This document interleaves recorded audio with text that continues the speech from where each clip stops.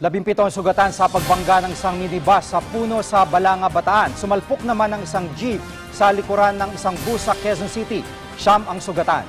Si Tina Panganiban Perez sa Kalerto 24. Bahagyang bumagal ang daloy ng trapiko sa Philcoa sa Quezon City kaninang umaga matapos sumalpok ang isang pampasaherong jeep sa likuran ng isang bus sa Commonwealth Avenue.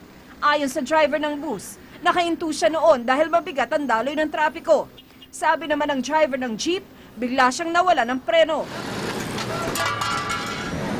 Siya mang nasugatan sa aksidente.